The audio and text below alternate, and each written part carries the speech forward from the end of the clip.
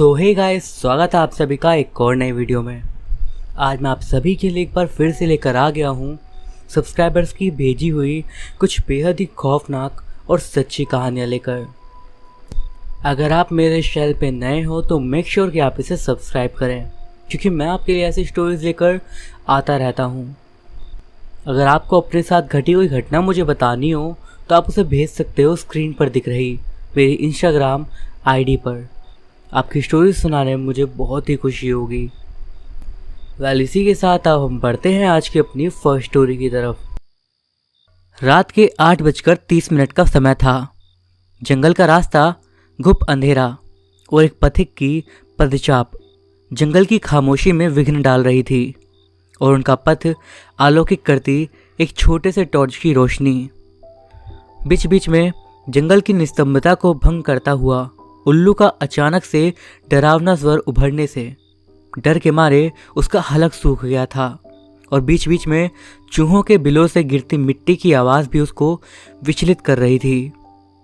वो उस बुरे समय को कोस रहा था जब अंधेरा होने पर उसने गोविंद से चलने की जिद करी थी। बहुत कहा था गोविंद ने, अरे मानसिंह रुक जा, देर हो गई है, सुबह जाना। पर वो नहीं माना। शायद रुक जाता तो ठीक रहता, पर अब क्या हो सकता था। अब तो वो चल पड़ा है। वापस भी जाना अपनी बेइज्जती करवाने जैसा है। जो होगा अब वो देखा जाएगा। अकेले में भयभीत मन को निडर बनाना कितना मुश्किल है, ये उसे आज पता चल गया था। दूसरा अगर समझाए तो आदमी एक बार समझने की कोशिश कर सकता है, परंतु अकेले आदमी खुद को समझाए कभी नहीं समझ सकता, क्योंकि डर पैदा करने वाले विचार उस पर तेजी से हावी होते हैं। तभी सामने एक घना पेड़ उसे दिखाई दिया। अंधेरे में उसे पेड़ तो दिख गया, मगर वो ठिठका और गौर से देखने लगा तो उसे उस पेड़ के नीचे कोई बैठा दिखाई दिया। इतनी रात को कौन होगा जो इतनी आराम से बैठा है, जैसे कोई धूप से बचने के लिए बैठता है। किसी अनहोनी की आशंका से वो भयभीत हो गया, और डर के मारे एक बार तो वो उल्टे पैर भागने को हुआ, पर कुछ सोचकर वो रुक गया। तभी उसे उस छोटी टॉर्च का ध्यान आया तो उसने उस टॉर्च की रोशनी में वहां पर देखा। तब वो दंग रह गया। पेड़ के नीचे से ऊपर तक किसी ने 3 बड़े पत्थर रखे हुए थे, जो कि अंधेरे में किसी आदमी की तरह दिख रहे थे। ओह, उसके मुंह से निकला। फिर उसने तेज चलती हुई अपनी सांसों पर काबू पाया। कितना डर गया था वो। अस्वस्थ होकर उसने आगे कदम बढ़ाया। 2 कदम चलकर वो फिर से रुक गया और फिर से उस पेड़ की तरफ देखने लगा, इस आशय से कि वहां उसे दोबारा वैसे ही कुछ दिखेगा, या फिर उसका भ्रमित मन उसे वही दिखाएगा। ज्यों ही उसने नजर घुमाई, अब की बार उसे अंधेरे में भी 2 बड़े पत्थर ही दिखे। तो क्या मनुष्य का मन ही प्रेत को जन्म देता है? वो इस बात पर विचार कर ही रहा था कि तभी अचानक वो पत्थर धड़ाम से पेड़ के तने से फिसल कर इस तरह गिरे जैसे किसी आदमी के गिरने की आवाज़ आती है, और फिर एक अजीब सी आवाज़ के साथ एक और आवाज़ हुई, जैसे कोई व्यक्ति जख्मी हो और करहा रहा हो। ये देखकर मानसिंह के होश उड़ गए। वो हड़बड़ा कर तेजी से चलने को हुआ, और अंधेरे में उसका पैर रास्ते से बाहर की तरफ किसी झाड़ी में फंस गया। वो पैर वापस खींचने लगा। तभी उसने ध्यान से सुना तो उसे किसी महिला के सुबकने की आवाज आई, और वो महिला रह रहकर सुबक रही थी, पर उसे कहीं पर भी कुछ दिखाई नहीं पड़ता था। अब महिला सुबकते सुबकते ही रोने लगी थी। अत्यधिक भय के कारण मानसिक के पैरों तले जमीन खिसक गई। अब क्या होगा? क्या ये कोई औरत ही है, और इतनी रात गए इस जंगल में क्या कर रही है? क्यों रो रही है? मानसिंह दूसरे पहलू पर विचार करने लगा, पर वो जानता था कि ये सब सच नहीं हो सकता। किसी तरह झाड़ी से पैर निकालकर मानसिंह आगे बढ़ने लगा। तब उसे उस महिला की आवाज़ फिर से आने लगी। अब वो रोते रोते कह रही थी, रुक जाओ, जैसे कोई घायल अवस्था में मदद के लिए पुकारता है। इस तरह की आवाज़ से सुनाई पड़ रही थी। मानसिंह दहशत में तो था ही, मगर जल्दी जल्दी चलने की कोशिश में वो अपने गांव के एरिया में पहुंचना चाहता था। उसके मस्तिष्क की सोच अब बिल्कुल बंद हो चुकी थी। बस उसे अपने कुलदेव का मन में ध्यान आ रहा था। बार बार वो उनका स्मरण करता और डर को एक तरफ कर बस फटाफट चलता जा रहा था। तभी पीछे से उसी महिला की आवाज़ सुनाई दी, रुक जा। और उसके अगल बगल कुछ छोटे पत्थर और रोड़ियां गिरने की आवाज़ आई, मगर वो उसे लगी नहीं। अब उस आवाज़ में भारीपन था, मानो वो अधिकार पूर्वक कह रही हो, अरे रुक जाना, सुन। और उसे ऐसा लगा जैसे ये आवाज़ ठीक उसके पीछे से आ रही हो। प्रेत भी कितने अजीब रूप बना लेता है, वो सोच रहा था। पत्थर और रोड़ियों का उसके अगल बगल गिरना जारी था। तभी उसे दूर से कोई टॉर्च की रोशनी दिखी। ये कौन हो सकता है? कहीं कोई दूसरी मुसीबत तो नहीं? पर उसका साहस थोड़ा बढ़ा। उसके अपने गांव भिवाली की सीमा आने वाली थी। शायद कोई आदमी है। तभी उस महिला का 88 भरा स्वर उसे दोबारा सुनाई पड़ा, किस्मत अच्छी है तेरी, बच गया तू। तब तक वो टॉर्च की रोशनी उसके पास आ गई थी। अरे मानसिंह कहाँ गया था इतनी रात में? वो व्यक्ति बोला। वो ज्ञानचंद था। अरे चाचा क्या बताऊं, बस कोटे गांव तक गया था, गोविंद के पास। अरे तो वहीं रुक जाता, रात में चलने की क्या जरूरत थी, चल अब। और उसने मानसिंह को आगे कर खुद उसके पीछे चलने लगा। रास्ते में डर तो नहीं लगा ना? मैंने तुझे दूर से ही देख लिया था और समझ गया था कि कोई अकेला तो आ रहा है, इसीलिए चला आया। मानसिंह ने उसे कुछ नहीं बताया। वे दोनों आगे बढ़ते गए। उसका घर गांव के छोर पर ही था, सो ज्ञानचंद उसे वहां छोड़कर अपने घर चला गया। रात के 10 बज चुके थे और उसकी पत्नी और उसके वृद्ध माँ उसे देखकर घबरा गए। अरे इतनी रात को क्यों आए हो? हमने सोचा था सुबह आओगे। नहीं माँ, बस यूं ही चल पड़ा वहाँ से। और फिर मानसिंह ने एक एक करके सारी घटना माँ को बताई। उसकी माँ ने तुरंत कुछ चावल कटोरी में रखकर उसके सिर के चारों ओर घुमाए और फिर बाहर आकर चारों तरफ फेंक दिए। फिर अंदर आकर एक टीका चावल का मानसिंह के माथे पर लगा दिया। फिर वो बोली, बेटा तुम्हें रात में नहीं चलना चाहिए। आज हमारे कुल देवता ने तुम्हारी रक्षा करी है। तुम्हें याद है अभी 4-5 महीने पहले हमने पूजा करी थी, तब ज्ञानचंद पर जब देवता अवतरित हुए थे तब क्या बोले थे? टीका लगाने वाले को बोले थे, मैं हर समय तुम्हारे साथ रहूँगा जहाँ भी तुम याद करोगे। हाँ याद आया माँ, मानसिंह बोला। हाँ, जैसे ही मैंने याद करा वैसे ही मेरा डर खत्म हो गया। तब उसने दोबारा कहा, माँ वो कौन है जो रो कर मुझे डरा रही थी? ये सबके साथ ही होता है क्या? बेटा यहाँ पर काफ़ी समय से सब होता आ रहा है। लगभग 10-12 साल पहले की बात है। कोटगांव की एक जवान औरत उस जंगल में घास काटने गई थी।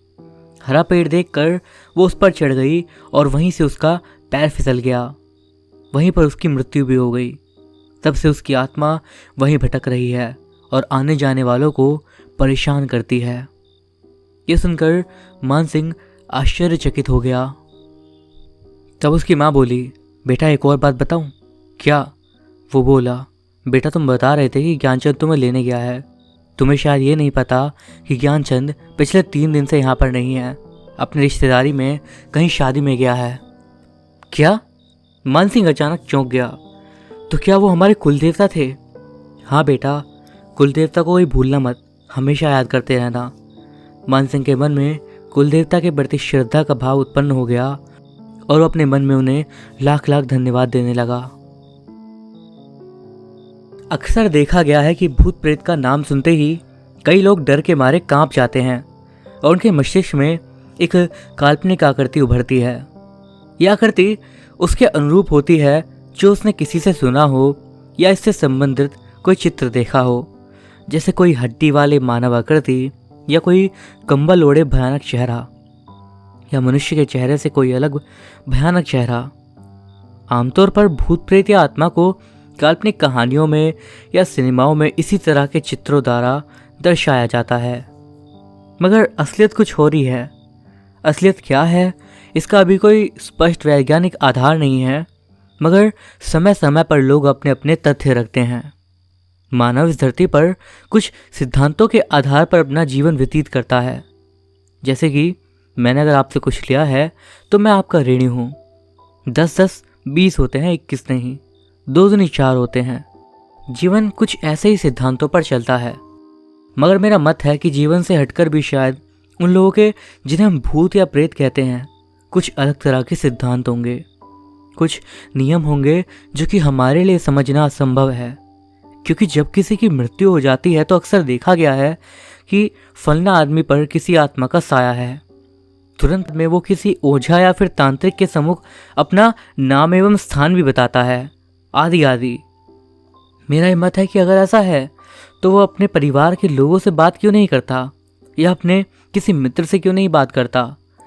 इससे ये सिद्ध होता है कि उस लोक या उस व्यवस्था के कुछ अलग सिद्धांत हैं जो शायद वैज्ञानिक दृष्टिकोण से बिल्कुल अलग हैं और अस्पष्ट भी। कुछ लोगों का मानना है कि मृत्यु के पश्चात लोगों की सारी यादें मिट जाती हैं, परंतु फिर प्रश्न उठता है कि उससे पूछे जाने पर वो कैसे बता देता है कि मैं वहाँ का हूँ और मेरा नाम ये है। ये सब घटनाएं ही इस बात का प्रमाण है कि उस अवस्था के कुछ सिद्धांत होंगे जो कि हमें पता नहीं है।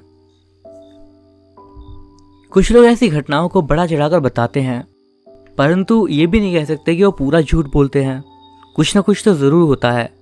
जिन लोगों के साथ ये घटना नहीं घटती वे जीवन भर ऐसी चीज़ों पर विश्वास नहीं करते, मगर जो लोग ऐसी घटनाओं के साक्षी हैं वे इस व्यवस्था को नकारते भी नहीं हैं। ऐसे अनेक तरह के अनुभव लोग बताते रहते हैं। उनमें ही एक अनुभव ये मेरा भी है, छोटा सा। बात बहुत पुरानी है, लगभग आज से 40 साल पहले की। उस समय मैं बेकार था, नौकरी की खोज में इधर उधर दौड़ भाग कर रहा था। दिल्ली में मैं अपने पिताजी के साथ रहता था। हम लोग पुरानी दिल्ली में रहते थे, जो एक बैंक हाउस था। वहाँ थोड़ी दूरी पर एक जंगल सा भी था और दूर दूर तक कोई बस्ती भी नहीं थी। कभी कभी मेरी नींद रात को खुलती थी तो दूर जंगल से कभी रेलगाड़ी के चलने की आवाज़ आती तो कभी किसी के ठहाके लगाने की आती, जैसे रामलीला में कोई रावण हंस रहा हो। मैं जब आस पड़ोस के लोगों से इस बात का जिक्र करता तो पुराने लोग कहते कि इस जंगल में बहुत से लोगों की आत्माएं भटकती हैं और उस बैंक हाउस में भी किसी का साया है। मैं वैसे इन बातों पर कभी विश्वास नहीं करता था, इसलिए डरता भी नहीं था। बैंक हाउस में सभी को 2 कमरे के क्वार्टर मिले हुए थे। मेरे पिताजी छुट्टियों में अपने गांव गए हुए थे। मैं गांव नहीं गया क्योंकि नौकरी ना मिलने की वजह से मुझे इधर उधर भागना पड़ रहा था और कुछ शर्म भी थी। एक दिन मैं अपने किसी जानने वाले के घर गया और वहीं पर शाम हो गई। दोस्त ने खाना खाने का आग्रह किया तो मैंने सोचा अब देर हो गई है, खाना खाकर ही जाऊंगा। अकेला आदमी क्या बनाए क्या खाए। जब मैं घर पहुंचा तो रात के लगभग 10 बज गए थे। अड़ोस पड़ोस के लोग सो चुके थे और मैंने जैसे ही बाहरी कमरे का गेट खोला मुझे ऐसा लगा जैसे मुझसे पहले ही कोई अंदर चला गया। मतलब जैसे ही मैंने दरवाज़ा खोला एक झटका सा मुझे पीछे की ओर लगा, मानो कोई मुझे साइड करके अंदर गया हो। बाहर का कमरा आगे से कुछ खुला हुआ था। पिछली कड़ी की स्ट्रीट लाइट वहाँ पड़ती थी। बीच में एक दीवार थी और उस पर अक्सर बिल्लियाँ दौड़ती रहती थी। शायद कोई बिल्ली की परछाई होगी या फिर कोई बिल्ली ही होगी, ये सोचकर मैंने ध्यान नहीं दिया। मैंने झट से बाहर की कुंडी लगाई और अंदर वाले कमरे में गया और झट से रज़ाई में घुस गया। थोड़ी ही देर में मैं नींद के आगोश में चला गया। इसके बाद मुझे एक सपना आता है कि जैसे मैं अपने कमरे के अंदर लेटा हूँ और पिताजी बाहर अड़ोसी पड़ोसियों से बात कर रहे हैं। दिन का समय है और कोई मेरी रज़ाई धीरे धीरे खींच रहा है। मैं रज़ाई अपनी तरफ खींच रहा हूँ पर कोई फिर से दूसरी तरफ से खींचे जा रहा है। तब मैंने जोर से अपनी रज़ाई को अपनी तरफ खींचा और ऐसा करते ही कुछ काले रंग का साया सा मेरे ऊपर धम्म से गिरा। मैंने उस साये को पकड़कर धड़ाम से ज़मीन पर गिरा दिया और आवाज़ इस तरह की हुई जैसे कोई पेड़ से गिरता है। उसी क्षण मेरी आँख खुल गई। मैंने देखा रात के 2 बजे थे और मैं पसीने से तरबतर था। देखा कमरे की कुंडी लगी हुई थी और बाहर का कमरा तो मैं बंद करके आया ही था। इसके बाद मैं डर के मारे नींद नहीं आई। वो क्या था? आखिर कुछ तो था जिसने मुझसे पहले घर के अंदर प्रवेश कर लिया था। इसी तरह लोगों के अनुभव और भी बहुत हैं जो मस्तिष्क में एक अनुत्तरित प्रश्न छोड़ जाते हैं। वक्त मिलने पर कभी विस्तार में और अनुभव भी बताऊंगा। हम बढ़ते हैं आज की अपनी अगली घटना की ओर, जो कि हमें बताई है हमारे सब्सक्राइबर दीपक ने, जो कि मेरठ के रहने वाले हैं। मेरा नाम दीपक है और ये घटना जो मैं आपको बताने जा रहा हूँ ये मेरठ के पास मौजूद मेरे गांव की घटना है। ये घटना जितना मुझे पता है साल 2010 के आसपास की है। जिन लोगों के साथ ये घटना घटी थी उनके परिवार और उनके लोगों का नाम मैं यहाँ पर बदला हुआ प्रयोग कर रहा हूँ। उस टाइम पर गांव में मौजूद एक शख्स जिनका नाम था हीरा लाल, उनके पोते का बर्थडे था, उनका 10वां जन्मदिन था। उनका पूरा परिवार इकट्ठा हुआ था और उसके बर्थडे की सेलिब्रेशन करी जा रही थी। सब लोग काफ़ी खुश थे और उसका बर्थडे काफ़ी खुशहाली के साथ मनाया जा रहा था। उस टाइम पर सर्दियों का मौसम था और बाहर अच्छी खासी ठंड और कोहरा हुआ पड़ा था। केक काटने से थोड़ा सा पहले उस लड़के ने अपने पापा से बोला कि उसे वॉशरूम जाना है। ऐसा बोलकर वो घर के बाहर जाने लगा। दरअसल उनके घर का जो टॉयलेट था वो घर से बाहर आंगन के दूसरे किनारे पर था, जहाँ से थोड़ा आगे घर से बाहर निकलने का मेन गेट था। तो जैसे ही वो लड़का घर के दरवाजे से ही बाहर निकला, वो थोड़ा सा बाहर देखकर ही वापस आ गया, क्योंकि बाहर काफ़ी ज़्यादा अंधेरा था और उसे अंधेरे से काफ़ी डर सा लगा। वो वापस आया और उसने अपने पापा को बोला कि आप मेरे साथ चलो। चलते टाइम उसके पापा ने उसे बोला डरना नहीं चाहिए, ऐसी कोई चीज़ थोड़ी होती है। तब उस लड़के ने बोला कि जब मैं बाहर देख रहा था उस टाइम पर मुझे दरवाजे के पास कुछ दिखा था। ये सुनकर उसके पापा सोचने लगे कि शायद कोई साया होगा या फिर कोई व्यक्ति जो वहाँ से निकल रहा होगा उसे उसने देख लिया होगा। बट जब उस टाइम पर उसके पापा ने गेट की साइड देखा तो वहाँ पर कुछ भी नहीं था। इसके बाद वो लड़का वॉशरूम के अंदर चला गया और बाहर खड़े उसके पापा उन्होंने एक बीड़ी निकाल ली और वो उसे जलाकर पीने लगे। तभी उन्हें अपने पीछे से एक आवाज़ आई। जब वो आवाज़ वाली दिशा में मुड़े तो उन्हें दरवाजे के पास में एक साया सा दिखाई दिया। वो एक पल के लिए चौंक गए और उनके अंदर डर भी पैदा हो गया। उन्हें लगने लगा कि क्या है, क्योंकि वो आकृति दिखने में किसी औरत की लग रही थी और सच कहें तो डरावनी भी। वो बस यकीन नहीं कर पा रहे थे कि वो आखिर क्या चीज़ है। वो बस जोर से चिल्लाए, कौन है वहाँ पर? ऐसा बोलते हुए थोड़ा सा डरते हुए वो उसकी तरफ बढ़ने लगे। बट इतने वो उसके करीब पहुँच पाते वो एकदम से ही उसके आंखों के सामने से ही गायब हो गई। मानो एक परछाई सी थी जो कि उसकी आंखों के सामने ही कहीं गायब हो गई। अब इतने वो कुछ समझ पाते उन्होंने देखा कि उनका बेटा वॉशरूम से निकल चुका है और अब वो वापस अपने रूम की तरफ बढ़ने लगा है।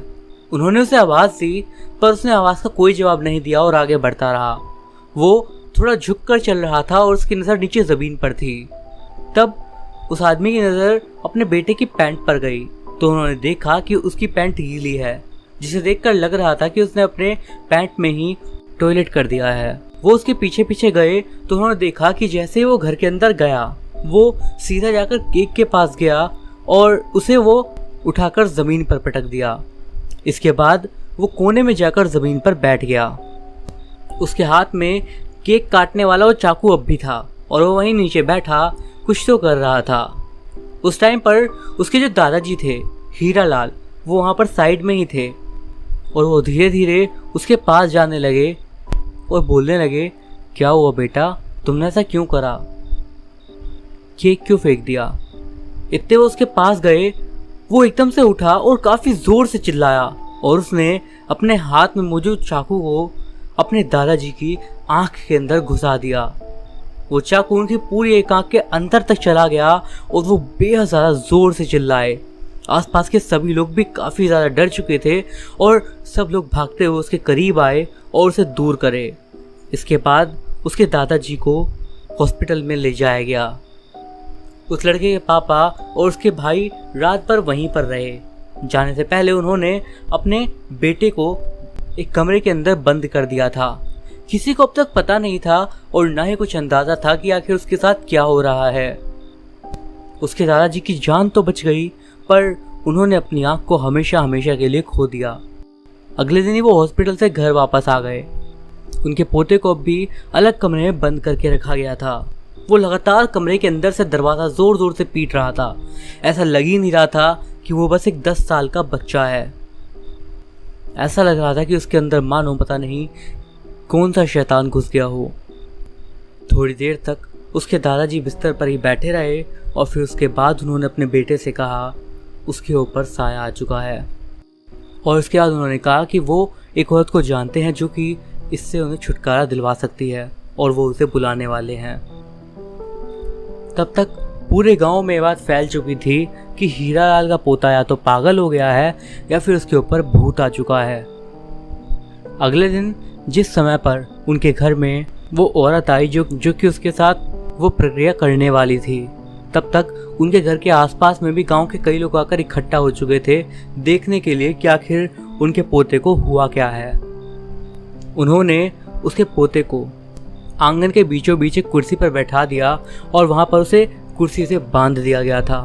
वो लगातार चिल्ला रहा था, पर जैसे ही उसने उस औरत को देखा वो और भी ज़्यादा गुस्से से उसे देखने लगा कि मानो अगर उसे खोल दिया गया तो वो उसकी जान ही ले लेगा।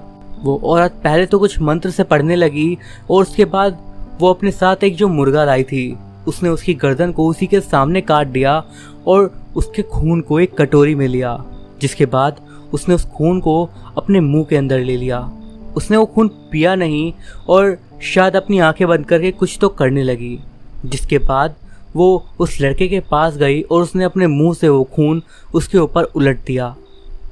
जैसे ही उसने ऐसा करा वो सामने वाला लड़का, वो लड़का जो कि कुर्सी से बंधा हुआ था, बेहद बुरी तरह से कांपने लगा और चिल्लाने लगा इस तरीके से कि वहां मौजूद हर एक शख्स की रूह तक कांप जाए। इसके बाद उसकी एक आंख खुद ब खुद काली सी हो गई और फिर उसके अंदर से कुछ धुआं सा निकलने लगा, मानो उसके अंदर से कोई चीज़ बाहर निकल रही हो। इसके तुरंत बाद वो लड़का कुर्सी समेत नीचे गिर गया। उसके मम्मी पापा फ़ौरन उसके पास आए और उसे होश में लाने की कोशिश करने लगे।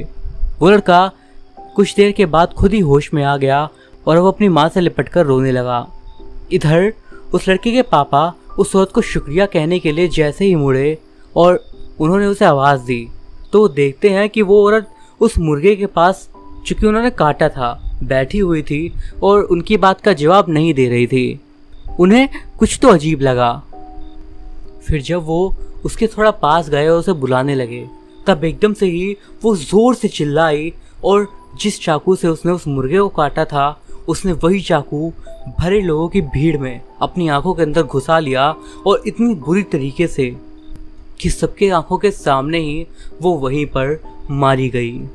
ये दृश्य सभी लोगों के लिए एकदम दिल दहला देने वाला था। सब लोग डर चुके थे जितने भी वहां पर मौजूद थे। तभी उन सभी लोगों में से एक गांव का व्यक्ति जो कि उनके घर से थोड़ी दूरी पर रहता था, वो काफ़ी तेज से चिल्लाते हुए वहां से भाग गया। ये देखकर गांव वाले तरह तरह की बातें बनाने लगे। जैसे तैसे करके ये काफ़ी भारी और डरावना दिन बीता। रात के वक्त हीरालाल ने अपने बेटे और बहुओं को अपने पास बुलाया और उन्हें बोला कि मैं तुम्हें कुछ बताना चाहता हूँ। मैं जानता हूँ कि जो कुछ भी आया है ये मेरी वजह से आया है। सब लोग ये सुनकर हैरान हो गए कि आखिर ये क्या बोल रहे हैं और उनके बेटे के साथ जो हुआ है और उनकी आंख के साथ जो हुआ है क्या ये उनकी वजह से है। तब हीरालाल ने बोलना शुरू करा, ये बात आज की नहीं, आज से लगभग 40-45 साल पहले की है। मेरी उम्र उस टाइम पर यही कोई 25 साल की थी। वो जो आदमी था जो कि सुबह भाग गया था वहाँ से, वो उस टाइम पर हीरालाल का बहुत पक्का दोस्त था। उस टाइम पर उसकी शादी हो चुकी थी और वो बहुत ज़्यादा शराब पीता था और अपनी बीवी को मारता भी था। एक दिन गुस्से में उसने अपनी बीवी को एक थप्पड़ मारा और उस टाइम पर वो जब नीचे गिरी तो उसकी आंख में बर्तनों के बीच रखा हुआ एक चाकू जो कि किसी कारण से सीधा रखा था, वो उसकी आंख में घुस गया और इस बात का उसे पता भी नहीं लगा। वो गुस्से में उसे मारकर वहाँ से चला गया। जब लगभग 1 घंटे के बाद वो वापस लौटा तो उसने देखा कि उसकी बीवी की मौत हो चुकी है। ये देखकर वो बहुत ज़्यादा डर गया और उसने अपने दोस्त हीरालाल को बुलाया। हीरालाल वहाँ पर आया और अपने दोस्त की इस हालत को देखकर उसने उसकी मदद करने का फैसला करा, पर गलत तरीके से। उन दोनों ने मिलकर उसकी लाश को छुपा दिया और अगले दिन बाकी सबको बोल दिया कि वो कहीं भाग गई है। पर इस घटना के बाद एक बहुत ज़्यादा अजीब चीज़ हुई। अगले दिन से ही हीरालाल के दोस्त को अपने सपने में अपनी पत्नी दिखाई देने लगी और वो उसे बहुत बुरी तरीके से डराने लगी, जिससे उसकी हालत बहुत ज़्यादा ख़राब हो चुकी थी। जब ये बात बहुत ज़्यादा बढ़ गई तब उन्हें अपने गांव में दूसरे गांव से आई हुई एक औरत के बारे में पता चला, जो कि इन सब कामों में बहुत ज़्यादा रुचि रखती है और लोगों से इन सब सायों को हटा देती है। वो उसके पास गए और उन्होंने उससे मदद मांगी। उस औरत ने पैसे मांगे और उन्होंने पैसों का इंतज़ाम करा। इसके बाद उस औरत ने हीरालाल के दोस्त की पत्नी की आत्मा को किसी तरीके से एक बक्से में कैद कर दिया और उसकी लाश के साथ जहाँ पर उन्होंने उसे जलाया था उसी जगह पर ज़मीन के अंदर दफना दिया, जिसके बाद से सब कुछ बिल्कुल ठीक हो चुका था। ये बात सुनकर हीरालाल के पूरा परिवार एकदम हैरान हो चुका था कि उनके परिवार में ऐसा भी कुछ हुआ है। इस घटना को 2 दिन बीत चुके थे और तब एक रात हीरालाल को दिल का दौरा पड़ा और उसकी मौत हो गई। इस घटना से ज़्यादा दिन नहीं बीते थे कि वो जो उसका दोस्त था जो कि पास ही में रहता था, उसकी आंखों में भी चाकू गड़ा हुआ मिला और उसकी भी मौत हो चुकी थी। सब लोग इस सब से हैरान थे। उसके बाद जब कुछ टाइम बाद गांव में एक आदमी की लाश को जलाने के लिए ले जाया जा रहा था, तब उन लोगों ने देखा कि वहीं पर एक जगह के पास में एक बक्सा ज़मीन से निकला पड़ा है। ये चीज़ हीरालाल के बेटे ने भी देखी और तब उसे वो बात याद आई।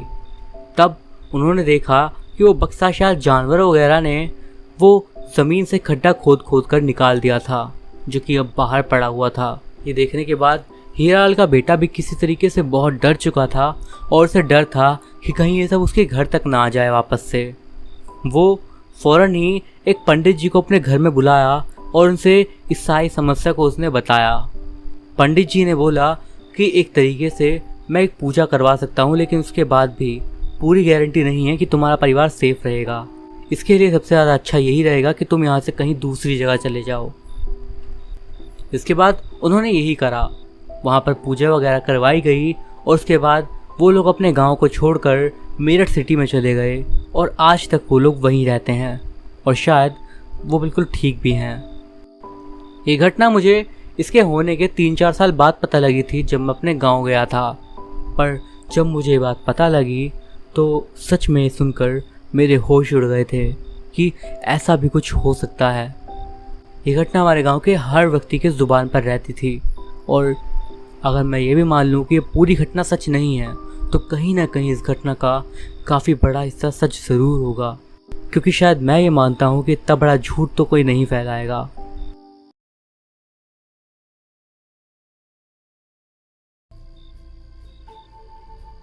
आज की नेक्स्ट स्टोरी हमें भेजी है हमारे सब्सक्राइबर विक्रम ने। आइए आगे की स्टोरी को उन्हीं के शब्दों में जानते हैं। मेरा नाम विक्रम है और मैं 30 साल का हूँ और पुणे का रहने वाला हूँ। इनिशियली मैं कर्नाटक से हूँ, जहाँ पर मेरा बचपन बीता और जहाँ पर मैंने अपनी स्कूलिंग करी। ये घटना भी उसी समय की है जब मैं अपनी पढ़ाई के लिए अपने गांव से दूर एक बोर्डिंग स्कूल में पढ़ने के लिए गया। दरअसल हमारे गांव में कोई ख़ास स्कूल था नहीं और जो नॉर्मल कोई स्कूल था वो गांव से काफ़ी दूरी पर था, इसलिए मेरे घर वालों ने मुझे एक बोर्डिंग स्कूल में भेजने का फ़ैसला करा। खैर वहाँ मैं अकेला नहीं गया, बट मेरे साथ मेरे 3 और दोस्त गए थे, जो कि हम चारों ही आसपास में ही रहते थे। इसीलिए हम सब लोग वहाँ जाने पर काफ़ी ज़्यादा एक्साइटेड थे कि हम सब साथ रहेंगे और काफ़ी ज़्यादा एंजॉय करेंगे। हम वहाँ पर पहुँचे और हम चारों ने अपना रूम एक साथ ही अलॉट करवाने के लिए बोला था, इसलिए जो रूम हमें मिला वो हम चारों के लिए ही था। रूम में 2 बंक बेड्स बने हुए थे। इसके अलावा रूम अच्छा खासा स्पेसी भी था। हम सभी लोग रूम को इधर से उधर तक देख रहे थे और उसके बाद तब मेरे एक फ्रेंड की नज़र विंडो के पास गई, जो कि काफ़ी ज़्यादा बड़ी साइज़ की विंडो थी नॉर्मली। वो उसके पास गया और उसने वो खिड़की खोल दी और उसके बाद बाहर की तरफ देखने लगा। दरअसल हमारे बोर्डिंग स्कूल के पीछे की साइड में एक जंगल था, जो कि काफ़ी बड़ा ही था। मान लो जंगल से पहले थोड़ी दूर तक हमारे स्कूल की बाउंड्री थी, जिसके बाद से जंगल स्टार्ट होता था। उस दिन हमारी कोई क्लास नहीं थी, तो हमने पूरा दिन इधर उधर ही घूमने में और आसपास की जगह को देखने में बिता दिया। उसके बाद रात में हम लोग वापस आ गए और हम 3 लोग आपस में बैठकर गेम खेलने लगे। हम सभी लूडो खेल रहे थे, पर हम में से एक लड़का जिसका नाम लविश था, वो एक एग्ज़ाम की भी तैयारी कर रहा था, जिसकी वजह से वो हमारे साथ ना खेलकर अपनी पढ़ाई कर रहा था, वहीं पर टेबल चेयर लगाकर जहाँ से वो विंडो भी थी। अपना गेम खेलने के बाद हम 3 लोग सो भी गए, बट लविश देर रात तक पढ़ाई करता रहा। एक टाइम के बाद जब वो पढ़ते पढ़ते रात में बोर हो गया, ये कोई 12 साढ़े 12 बजे के बाद, बट जब उसने खिड़की खोल के बाहर देखा तो जिस चीज़ को उसने देखा वो उसके लिए एकदम ही अनएक्सपेक्टेड थी।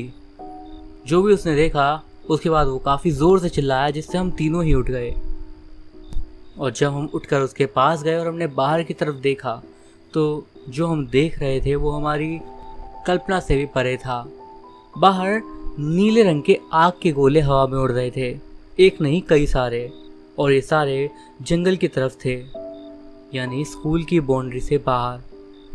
ये ज़्यादा चल भी नहीं रहे थे, बस एक जगह पर हवा में मानो लटके हुए थे और वहीं पर बार बार जले बुझे जा रहे थे।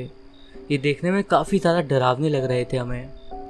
तब मेरे उस दोस्त जितेंद्र ने कहा कि क्या ये आत्माएं हैं वही, पर लविश ने कहा कि नहीं शायद ये कुछ और है। पर अंदर ही अंदर हम सब लोग डर चुके थे और हम चुपचाप अपने बेड्स पर लेट गए और चुपचाप सोने लगे। अगले दिन अपनी क्लासेस के दौरान जब हमारा ब्रेक था, हम चारों मिले और इसी बारे में बात करने लगे। तब इसी एडवेंचर के चलते हम लोग का प्लान बना उस जंगल में एक बार घूम के आने का। शाम को जब हमारी क्लासेस ओवर हो गई, उस टाइम पर हम लोग पीछे की साइड से ही दीवार को छलांग मारकर वहाँ से जंगल की ओर घुस गए। वो जंगल काफ़ी घना भी था, ये हमें तब पता चला जब हम उसके अंदर से निकल रहे थे। तब लविश, जो कि हमसे थोड़ा आगे चल रहा था, वो एकदम से चिल्लाया और उसने हमें बुलाया कि यहाँ आके देखो। जब हम उसके पास गए तो हम ये देखकर हैरान हो गए कि वहाँ पर ज़मीन पर कई सारी हड्डियाँ दिख रही थी। मतलब ऐसी हड्डियाँ जो कि आधी ज़मीन के अंदर थी और आधी थोड़ी बहुत बाहर की तरफ निकली हुई, जिससे पता चल रहा था कि सारी हड्डियाँ शायद यहीं कहीं दफन हैं। ये देखकर हम सब लोग काफ़ी ज़्यादा एक तरीके से डर भी गए और इसीलिए हम उस तरफ से पीछे को हटकर दूसरी तरफ आगे बढ़ने लगे। पर लविश ने तभी कहा कि तुम लोग 1 मिनट रुको, मैं टॉयलेट करके आता हूँ। पर हम नहीं चाहते थे कि लविश किसी भी तरीके से कोई प्रॉब्लम में फंसे, इसीलिए हम भी उसके पीछे पीछे चलने लगे। और एक पॉइंट पर जब वो आगे बढ़ने लगा, तो वो बढ़ते बढ़ते ही ज़मीन के अंदर ही मानो धंसने लगा और उस जगह पर एक पता नहीं गड्ढा बोलूँ या फिर कुछ और, लेकिन वो गड्ढा वैसे नहीं दिख पा रहा था। लेकिन सबसे डरावनी बात ये थी कि लविश बोल रहा था कि उसे लग रहा है कोई उसका पैर नीचे खींच रहा है। हम सभी उसको बाहर निकालने की कोशिश करने लगे, पर हम भी काफ़ी हद तक स्ट्रगल कर रहे थे उसे बाहर निकालने में। जब एक पॉइंट के बाद हमने अपनी पूरी जान लगा दी और लविश बाहर निकला, तो जो हमने देखा उसे देखकर हम और ज़्यादा डर गए।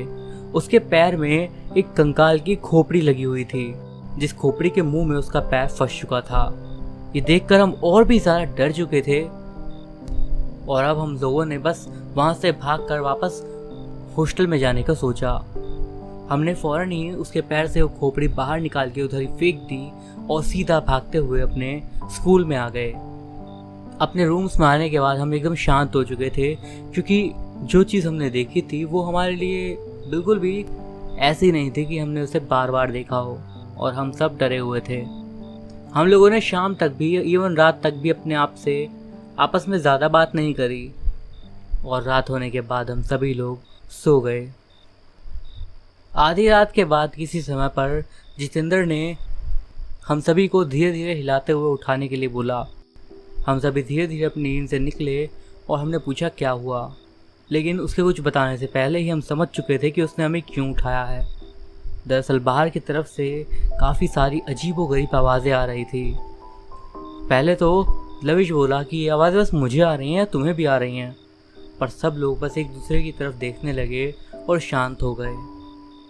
जितेंद्र ने थोड़ी हिम्मत करी और वो खिड़की के पास जाकर खड़ा हो गया और उसने खिड़की को खोल दिया।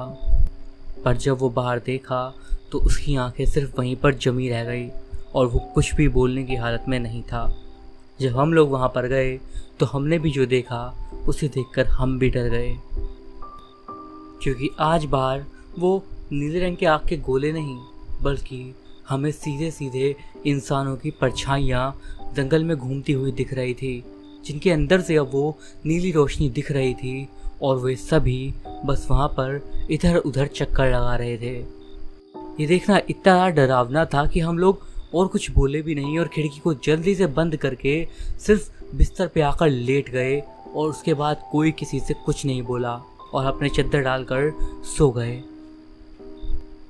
अगले दिन से स्कूल में वो नीले आग के गोले वाली बात धीरे धीरे फैलने लगी थी और बच्चे इसके बारे में बात करने लगे थे।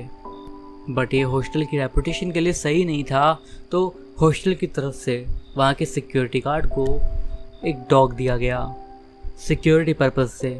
उस डॉग को हॉस्टल के पीछे वाली साइड पर बांधा गया, जिस साइड हमारा रूम भी था, और जहाँ वो डॉग बंधा था वहाँ से हम उसे साफ देख सकते थे। पहली रात कुछ भी नहीं हुआ, पर अगली रात जो हुआ वो डरावना था। रात में हमारी आँख खुली और वजह थी उसी कुत्ते के भौंकने की आवाज़, जो कि लगातार किसी चीज़ पर भौंक रहा था, लेकिन शायद हम जानते थे कि ये कोई भी चीज़ इंसानी नहीं है। जब हम लोग खिड़की के पास गए और हमने बाहर देखा तो एक बार फिर से हम ये देखकर डर गए कि बाहर इस बार उस कुत्ते के सामने ही थोड़ी दूरी पर वो नीले रंग की रोशनियाँ इधर उधर चक्कर लगा रही थी। और ये बात और ज़्यादा डरावनी थी कि पहले ये रोशनी सिर्फ एक जगह पर स्थिर रहती थी, पर अब वो इधर उधर भी हिल रही थी। हम लोग ऑलरेडी डरे हुए थे और ये नज़ारा देखकर हमारे अंदर और हिम्मत नहीं थी कि हम कुछ करें, इसलिए हम चुपचाप बस जाकर लेट गए। कब मुझे नींद आ गई मुझे पता नहीं चला, पर बस इतना याद है कि 2-3 घंटे के बाद लगभग जब 3-4 बज रहे होंगे सुबह के, तब मुझे लगा कि कोई हमारे रूम से बाहर निकला। बट मैं थोड़ा डरा हुआ भी था, इसलिए मैंने बाहर निकल के नहीं देखा। थोड़ी देर में मेरी दोबारा आँख लग गई और उसके बाद जब मैं सुबह उठा तो बाकी सब तो तैयार हो रहे थे, बट लविश वहाँ पर तब नहीं था। लविश की यूनिफॉर्म भी वहीं रखी हुई थी। बाकी दोनों ने मुझसे बोला कि लविश को ढूंढना पड़ेगा, पर पता नहीं क्यों मेरे अंदर से कुछ अजीब सी फीलिंग आ रही थी कि आखिर वो कहाँ गया है।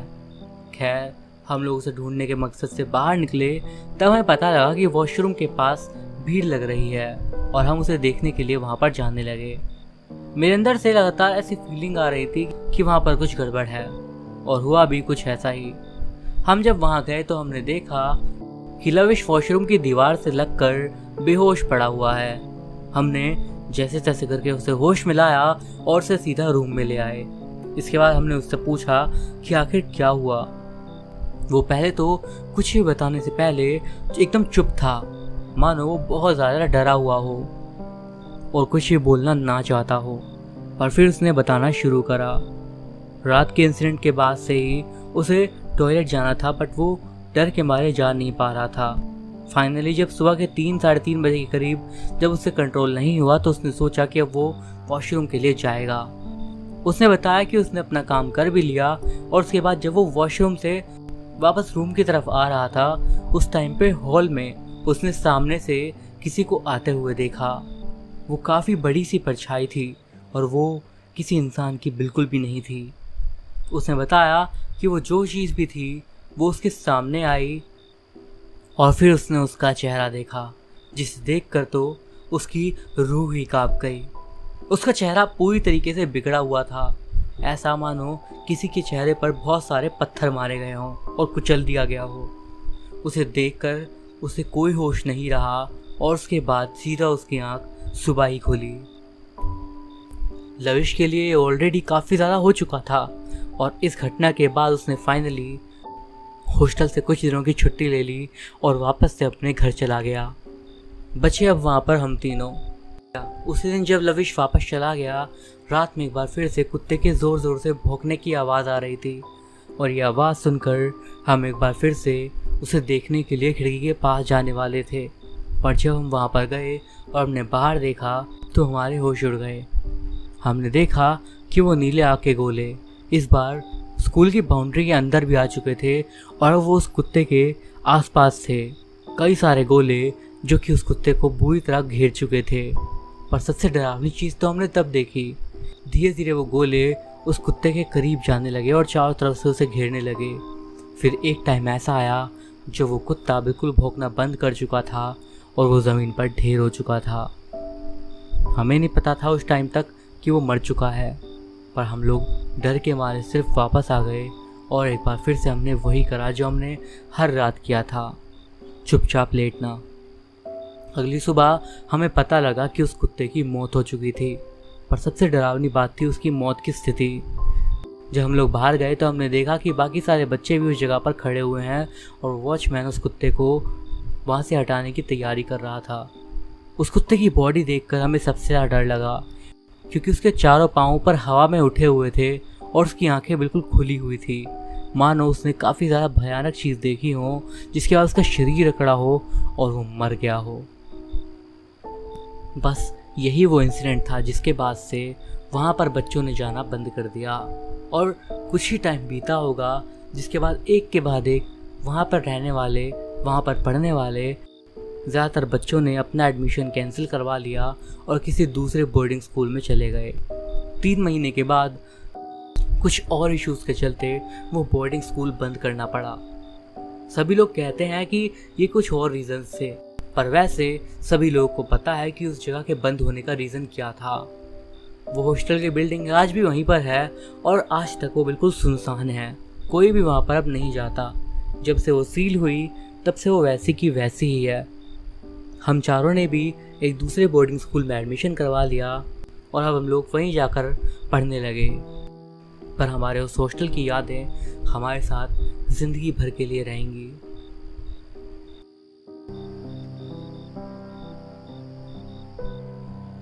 तो दोस्तों, ये थी हमारी आज की कहानियाँ। वीडियो आपको कैसा लगा मुझे कमेंट्स के ज़रिए ज़रूर बताइएगा। वीडियो पसंद आया हो तो मेक श्योर कि आप इसे लाइक करें। इस वीडियो पर एम करते हैं 400 लाइक्स के लिए। आई होप आप इतना आराम से पूरा कर दोगे। मैं अभिषेक मिलता हूँ आपसे अगली वीडियो में कुछ और ऐसी ही स्टोरीज़ के साथ। तब तक के लिए बाय।